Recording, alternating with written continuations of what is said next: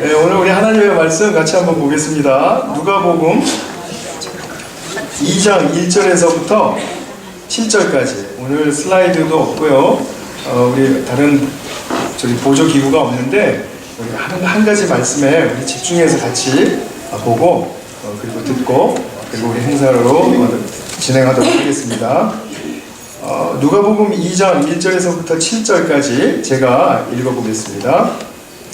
그때 가이사 아구스도가 영을 내려 천하로 다 호적하라 하였으니 이 호적은 구레뇨가 수리아 총독이 되었을 때 처음 한 것이라. 모든 사람이 호적하러 각각 고향으로 돌아가매 요셉도 다윗의 집 족속이므로 갈릴리 나사렛 동네에서 유대를 향하여 베들레헴이라 하는 다윗의 동네로 그 약혼한 마리아와 함께 호적하러 올라가니 마리아가 이미 잉태하였더라. 거기 있을 그때 해산할 날이 차서 첫 아들을 낳아 강보로 싸서 구유에 뉘었으니 이는 여관에 있을 곳이 없음이러라. 아멘. 자, 오늘 우리가 예배하는 그 내용의 중심은 예수님의 탄생, 즉 예수님이 이 땅에 오심입니다. 자, 근데 예수님은 우리가 하나님이라고 불러요. 또 온전한 사람이시기도 해요. 그래서 아닌 게 아니고 그러시다니까요. 영원하신 성자 하나님이 신성을 가지신 그분이 자, 이 세상에 어떻게 아기로 탄생할 수 있는가, 이런 의문을 가져본 적이 있으실지 모르겠습니다. 그것도 지구에서 가장 좀 작고 초라한 땅에, 그것도 식민지 나라로 있었던 그 나라에, 그것도 정말 너무나 작은 구석진 그 한 마을에 아기로 태어나셨는데, 그분이 어떻게 신성을 가진 하나님이시고 어떻게 인간의 구주가 될 수 있단 말인가 라는 그런 질문을 가져본 적이 있으실 거예요. 만약에 저와 여러분이 지금 여기에 도무지 자기 스스로 아무것도 할 수 없는 그런 아기를 보았다면 그 아기가 어떤 존재가 될 것이라고 우리는 그냥 상상할 수 있는 범위가 있죠. 예를 들면, 야, 이 녀석 참 장군감이다. 커서 큰 인물 되겠다. 어떻게 이목구비가 이렇게 뚜렷하지? 정말 멋진 사람이 되겠는걸? 이런 정도 수준에서 생각하실 수 있을 거예요. 그러나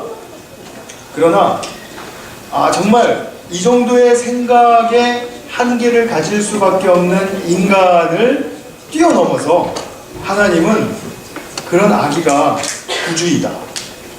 그 아기 예수가 구주이다. 이것을 말씀해 주시는 거죠. 자, 말하자면 인간의 머리로는 도무지 상상해낼 수 없는 그 위대한 사실을 하나님께서는 우리에게 말씀해 주시는 거라는 거죠. 그래서 우리는 어떻게 보면 성경이 하나님의 말씀이다 이렇게 믿을 수 있는 이유가 있다면, 크리스마스는 사람의 아이디어로는, 그죠? 구주가 아기로 오신다라는 그 크리스마스는 사람의 아이디어로는 도무지 만들어낼 수 없는 일이기 때문인 것 같습니다. 세상 어떤 종교에서 신이 마구간에서 태어났다는 저는 황당한 말을 할 수가 있겠어요. 또 이와 같이 십자가 사건도 마찬가지입니다. 십자가에서 예수님의 죽으심이 인간을 구원하는 길이라고 하나님이 말씀해 주시지 않았더라면 이 세상에 그것이 구원의 길이라고 믿을 수 있는 사람은 아무도 없습니다.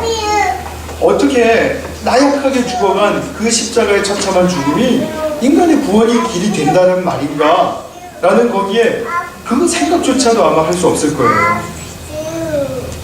그래서 정말 우리가 이 성경은 인간의 그 생각의 제한을 뛰어넘어서 말씀하고 있고, 또 그 말씀이 바로 우리 인간이 잘 살기 위해서 가야 할 길이다, 이렇게 말을 해주는 것입니다. 그러니까 우리가 잘 살기 위해서 가야 할 길을 인간 스스로 인간의 제한된 생각 속에서 알고 있었다라는 말인가요? 모르고 있었다라는 말인가요? 모르고 있었다라는 말이죠. 모르고 있었습니다. 하나님이셨던 예수님이 인간으로 새롭게 태어나신다는 것, 것처럼 이 세상 사람도 새로 태어나야 하고, 자, 십자가에서 죽으시고 다시 사셨던 것처럼 사람도 죽고 다시 살아야 한다라는 그 길을 뚜렷하게 가르쳐 주시는 것입니다. 그리고 제가 오늘 이렇게 완전했던 인간 아기 예수가 어떻게 우리의 구주가 되고 또 구주의 자격을 충족시킬 수 있었는가에 대해서 좀 말씀드리려고 합니다. 예수님의 잉태는 성령으로 말미암은 기적이었죠. 다 그건 아시죠? 그런데 예수님의 출생은 전혀 기적적이지 않습니다. 아주 지극히 정상적입니다. 오늘 6절에 보시면 해산할 날이 차서, 우리 아기들이 태 속에서 9달 반 이렇게 있지 않습니까? 엄마 뱃속에 그렇게 예수님도 있었다는 것이죠. 그리고 해산할 날이 찼다. 그래서 나올 때가 되었다. 보통 아기들과 같이 똑같은 출생의 기간을 가지고 나오는 것입니다. 그리고선 그 아들이 나오니까 요셉과 마리아는 강보에 그 첫 아들을 쌓아서 구유에 누였다 이랬습니다. 자, 이것은 뭐 재료에 좀 차이가 있을지 몰라도 그렇게 하는 일, 그저 포대기에 아기를 싸서 아기 침대에다가 누이는 일은 뭐 예외 없이 다들 하는 일이죠. 예수님의 잉태는 기적인데 출생은 전혀 기적적인 면을 찾아볼 수가 없어요. 그럼 왜 예수님은 아기로 이 세상에 오셨어야만 했을까요? 이 세상에 만약 구주라면 우리가 생각하는 구주는 기골이 좀 장대하거나 아니면은 굉장히 뭐 위험이 있거나 아니면 굉장히 카리스마가 있거나 해서 엄청난 능력을 가지고 불용도 하고 장악도 하고 위험 있는 모습으로 그렇게 나오든지, 아니면 최소한 뭐 좀 다른 게 있어야죠. 뭐 태어나자마자 몇 발짝을 걸었다라든지, 그러면은 남다르구나, 그러니까 구주가 될 수 있었겠지. 그렇지, 그러면 그렇지, 우리랑 다르지, 다르니까 우리의 구주가 되실 수 있었겠지. 이렇게 사람이 예수님을 구주라고 믿기에 뭔가 기대고 말할 수 있는 구석이 있어야 되는데, 성령 잉태라는 것은 너무 황당해서 막 반대하고 막 반기를 드는 사람이 많으니까 그런 사람 앞에서는 말하기가 싫고, 또 예수님의 출생에 대해서는 하나도 색다른 것이 없으니까 말할 것이 없고, 그래서 하나님께서는 예수님에 관해서는 말할 것이 없게 만드신다는 생각이 들 정도로 그렇게 우리로 하여금 입을 다물게 하십니다. 그러나 우리는 예수님이 아기로 오셨다는 사실에 대해서 아주 중요한 이유가 있다는 것을 깨닫고, 그리고 그것을 2015년도 성탄절에 또 하나의 가질 수 있는 메시지로 받아주시기를 바랍니다. 자, 예수님은 구주시라고 했습니다. 근데 구주가 아기로 오셨습니다. 우리가 생각하고 규정하는 구주의 자격은 무엇입니까?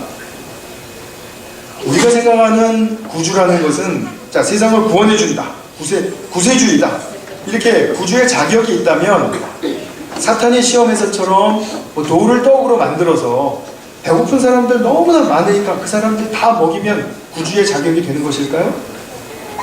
우리는 될 수 있다고 생각하죠. 자, 이 세상의 전쟁이 너무나도 그치지 않고 매일매일 지구 어느 구석에서든지 싸움이 그칠 날이 없으니까 그 전쟁을 좀 강압적으로라도 좀 그치게 해야 된다. 그래서 좀 죽는 사람이 줄어들고 평화롭게 해야 된다. 자, 이렇게 할 수 있는 존재가 있다면 구주의 자격이 되는 것일까요? 아마 우리가 모두가 다 각자가 정말로 이 세상을 구원하고 나를 구원하는 존재라면은 그 위대한 존재는 이런 정도는 해야지, 이런 정도는 베풀어주는 분이어야지 라고 생각하는 그런 부분들이 있을 텐데, 나의 구주는 과연 무엇을 하시는 분인가에 대해서 한번 생각을 해보시기 바랍니다. 그런데 우리 인간이 규정하고 인간이 원하는 그런 구주의 자격보다도 훨씬 더 중요한 구주로서의 자격이 충족되고 확증되어야 되기 때문에 아기로 오신 것입니다. 하나님은 이 세상의 구주가 되려면 어떤 자격이 있어야 된다고 말씀하시는 걸까요? 성경의 아주 기초적인 그런 질문이면서도 굉장히 어려운 질문입니다. 예수님은 이 세상 부주의 자격이 무엇이어야 된다고 생각하실까요? 저는 이렇게 중요한 질문을 던져놓고 한 2초, 3초 여러분들의 답변을 이렇게 귀 기울여서 듣는 순간이 제일 짜릿해요. 여러분은 과연 정말 진지하게 생각하고 있는 것 같고 정말 무언가 찾아내려고 하는 그런 그 긴장감이 제게 느껴지기 때문입니다.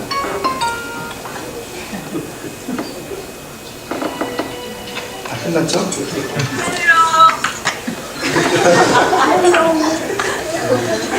결국 하나님께서는 구주의 자격을 이렇게 말씀하시죠. 인간으로서 무흠해야 한다. 인간으로서 흠이 없어야 한다. 여러분 동의하십니까? 근데 하나님께서 인간으로서 흠이 없는 존재로 이렇게 서게 하시려면은 가장 우선적으로 그 무흠하다라는 조건을 충족하기 위해서 무엇을 원하시는 걸까요? 어떤 존재가 흠없는 존재일까요? 하나님께. 인간이 어느 상태에 있든지 하나님의 창조와 삶의 진리에 따라서 가장 자신답게 사는 것을 합당하게 여기시고 기뻐하시고 이 사람은 온전하게 산다 라고 말씀하십니다. 다시 한번요.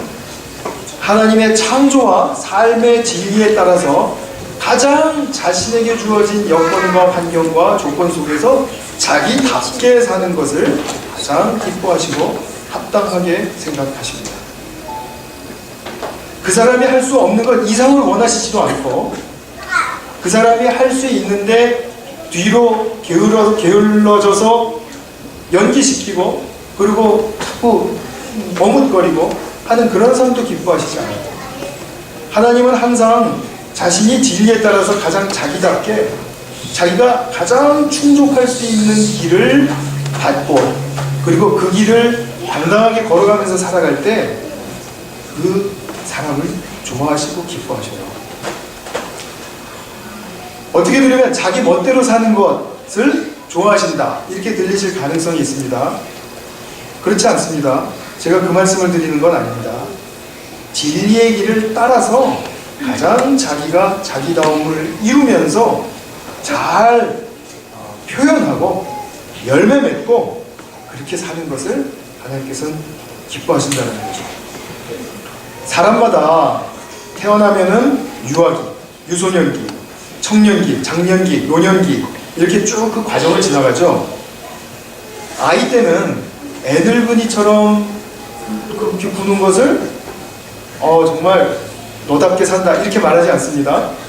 아이 때는 이렇게 정말 아이답게 사는 것이에요. 근데 말귀를 못 알아들으면 이렇게 떠들면서 있을 수도 있는 게 이게 아이다운 것이죠.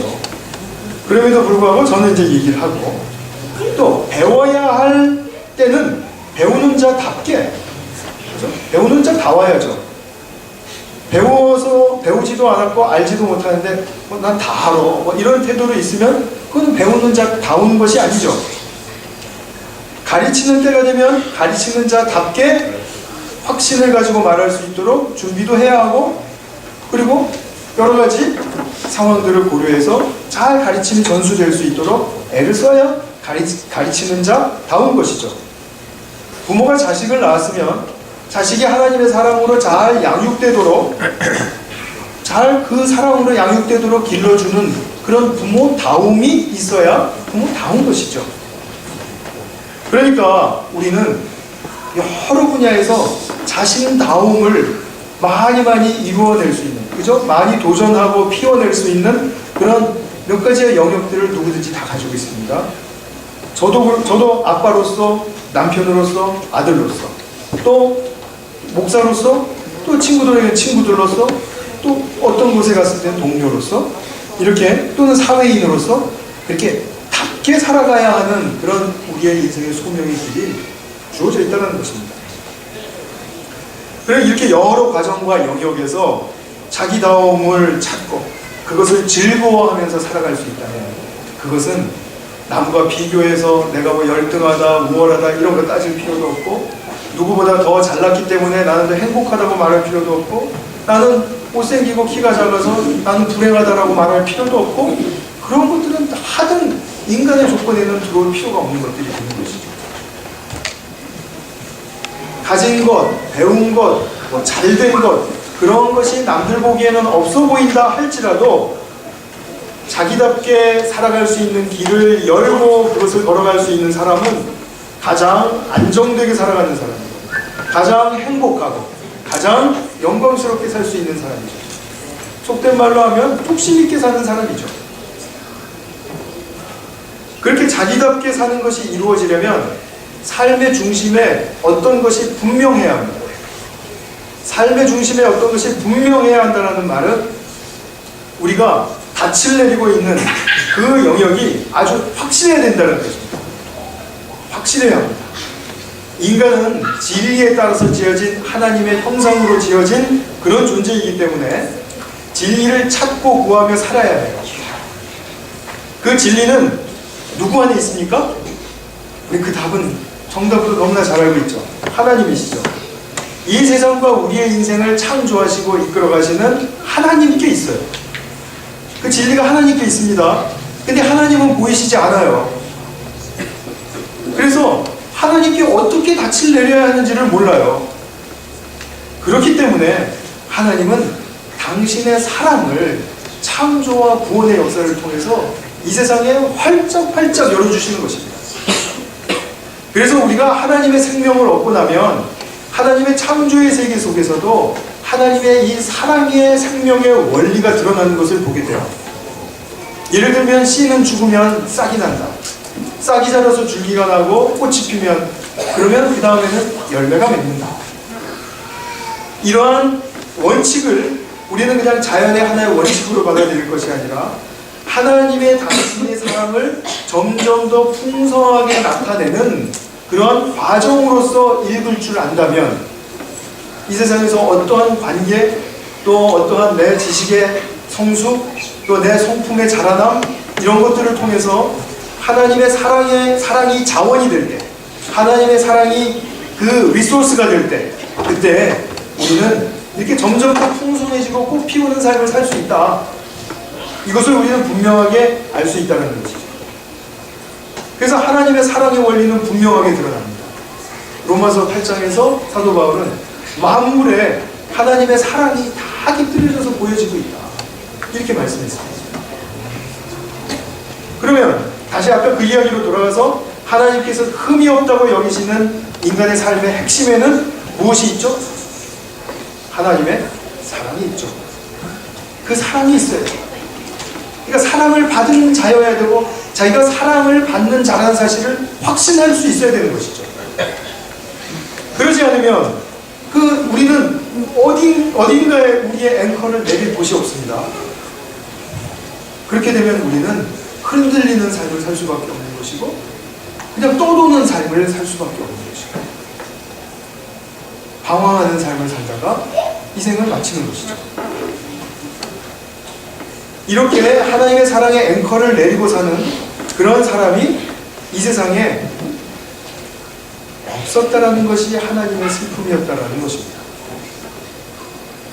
구주를 보내시기까지 하나님께서 우리의 인생에 닻을 내릴 수 있는 그곳을 확증하고 우리에게 선물로 주셨다는 것을 성령으로 확신시키는 데까지 하나님의 모든 생명과 모든 에너지를 투자하신 이유는 바로 우리가 이렇게 하나님의 사랑에 닻을 내고 산다고. 그래야만 인간이 진리에 가득한 삶을 살 수 있고 꽃 피우고 열매 맺는 삶을 살 수 있다는 것을 가르쳐 주시려고. 그래서 하나님께서는 우리에게 그 사랑을 그토록 보이기를 원하셨던 것이죠. 자, 그렇게 사는 사람이 없으니까 구주를 보내셨어야만 했어요. 자, 그러면 구주는 어떻게 사는 사람이어야 됩니까? 하나님 사랑에 닻을 내리고 늘상 하나님과 밀착된 교제 안에서 하나님의 뜻에 기뻐하고 또 하나님의 뜻을 이루어드리는 삶을 살고 하나님께 합당하게 여겨지고 하나님과 늘 같이 동고동락 웃고 울고 하는 삶을 사는, 바로 그러한 사람을 하나님은 흠없는 사람이다 이렇게 부르신다는 겁니다. 실수해도 됩니다. 목표한 것 못 이루어도 됩니다. 단지 나의 인생이 하나님의 사랑에 붙들려 있어서 내가 나에게 주어진 길을 비록 남들보다 못한다 할지라도 당당하게 나의 나다움으로 걸어갈 수 있느냐 없느냐, 그것이 관건이라는 것이죠. 그래서 예수님은 이 땅에 오셔서 아기 때로부터 가난하게 사셨어요. 열등하게 보일 수밖에 없는 삶을 사셨습니다. 그리고 죄인으로 누명이 씌워지고 그리고 죄인으로 가장 처참한 형벌을 받았습니다. 사람의 인생으로 말한다면 가장 처참한 인생입니다. 그러나 그럼에도 불구하고 예수님의 인생을 보라, 이것이죠. 예수님의 인생을 보면 그러면 그 삶은 과연 어떠한 삶으로 특징 지어질 수 있는가, 그것을 찾아보라는 것입니다. 그 예수님의 삶에서 특징적으로 나타난 그것은 뭡니까? 늘상 하나님께 의탁함으로 하나님의 사랑받고 하나님의 기쁨이 되는 자로서 자신의 삶이 꽃피울 수 있었다는 것입니다. 비록 나중에 인간이 모함과 배척에 의해서 죽으실지언정 끝까지 하나님 앞에서 자신의 자신다움을 포기했어요. 하나님, 이건 망한 인생이에요. 하나님, 이거는 아무것도 아닌 거잖아요. 하나님, 이렇게 내 인생을 비참하게 하려면 못하러 이 땅에 보내셨어요. 왜 구주라는 타이틀을 주셔서 저를 더 창피하게 만드세요? 이렇게 하실 수 있었을 거예요. 그러나 예수님은 끝까지, 출생부터 죽음까지 당신의 모든 삶을 통해서 하나님의 그 인정과 하나님의 칭찬을 놓치지 않는 삶을 살았다는 것입니다. 그래서 예수님은 어릴 때 지혜와 키가 커져가더라 정상적인 인간으로 자라나셨습니다. 또 그분은 회당 학교를 다니면서 글을 배웠고, 또 성전에서 가르치는 선생님들이 있었을 때 그들에게 자기가 모르는 것을 물어보기도 했습니다. 질문하였습니다. 또 그분이 소명을 받고 공생의 삶을 사실 때는 하나님의 인도를 하루도 받지 않고는 하실 수가 없었습니다. 그래서 하나님의 인도를 구했고 성령의 세례도 필요했습니다. 겟세마네 동산에서 자기의 그 삶을 아버지의 뜻에 맡길 때까지 고난의 잔을 좀 옮겨달라고 그렇게 간청하시기도 했습니다. 십자가의 어느 한 시점에서 정말 이거는 좀 당황스러운 일이다, 이렇게 느껴지셨을 때 나의 하나님 어찌하여 나를 버리시나이까. 잘 생각해보면 버리시지 않는다는 것을 알면서도 예수님은 그 당장에 그 순간에 자기에게 들어오는 그 감정을 숨기지 않고 정직하게 표현하실 수 있었던 분이라는 거죠. 우리는 이것을 또 신학적으로 미화하고 예수님이니까 뭐 그럴 리가 없다 그래가지고 예수님의 어떤 자꾸 우리가 보고 싶어하는 그런 부분만 자꾸 이렇게 부각을 시켜요. 그러니까 아기 예수 속에서는 배울 게 없는 것입니다. 아기 예수가 정상적으로 자라가면서 하나님과 동행하고 하나님의 기쁨이 되었다라는 그 사실이 구주가 될 수 있는 한 자격의 시작이었다라는 것을 우리는 놓치고 있는 것입니다. 그래서 예수님은 인간의 모든 범주를 정상적으로 사셨다. 상황마다 자신을 정직하게 하나님과 또 사람 앞에도 그렇게 드러내셨던 것이죠. 구주는 이러해야 한다고 사람들이 생각하는 어떤 틀에 자기를 끼워 맞춰서 구주로서의 면모를 인위적으로 막 이렇게 만들어 가시려고 하지 않았습니다. 그래서 예수님은 구주다우실 수 있었습니다. 예수님의 삶이 구주다울 수 있었던 것은 아기 때부터 모든 삶을 경험하면서 하나님의 인도와 교제를 통해서 정직할 수 있는 용기, 그리고 그 용기를 실천하기 전에 먼저 하나님 앞에서 또 이 세상 앞에서 겸손하고 온유하셨기 때문에 그러한 삶을 사실 수가 있었다라는 것이죠. 그래야 모든 인간이 당신의 삶을 구주로 보고 배우고 그 발자취를 따라갈 수 있게 되는 것입니다. 베드로전서 2장 21절에 보시면 잘 들어보세요. 그리스도도 너희를 위하여 고난을 받으사 너희에게 본을 끼쳐 그 자취를 따라오게 하려 하셨느니라. 너희에게 본을 끼쳐 그 자취를 따라오게 하려 하셨느니라. 하나님께서 오늘 아침에 보신 것처럼 동방박사까지 사용하셔서 온 세상을 사랑하심을 보여주셨던 그 하나님의 사랑과 그들이 찾아와서 경배했던 왕이시고 구세주이셨던 그 존재가 바로 갓 출생한 아기이어야만 했는지에 대한 이유가 바로 여기에 있는 것이죠. 구주의 삶의 모든 영역이 기적적이고 또는 좀 이상하게 우리가 예전에 기대 이상의 훨씬 그런 것들이었다면 예수님은 비범하니까 저는 전혀 못 따라가요. 예수님 좀 아시죠? 못 따라가는 거. 그분은 우리와 별개의 다른 존재잖아요. 이렇게 생각하시고 이렇게 생각하고 이렇게 변명하지 못하게 하시죠. 아기 예수 때의 삶으로부터 하나님은 그분의 인생을 열어 보이신 것입니다. 올 성탄절 휴가에 과연 나는 어릴 때부터 나답게 산 적이 있는가 한번 생각해 보시기 바랍니다. 자, 있다면 언제였죠? 만약에 없었다면 왜 그것이 없었죠? 우리 개인적인 삶에 대단히 큰 이슈입니다. 자, 그 다음에 내가 예수를 믿고서 구주를 따라가는 나다움의 삶을 겸손과 온유를 배워서 용기 있게 정직하게 살아가고 있는가? 그것도 한번 생각해 보시기 바랍니다. 만약에 이런 것들이 나의 삶의 이슈가 되지 않았더라면 우리는 종교적인 그냥 기독교 생활만 하고 있는 것입니다. 그냥 종교적인 것에서 끝나는 것입니다. 삶과 신앙의 문제에는 들어오지 아직 못한 것이죠.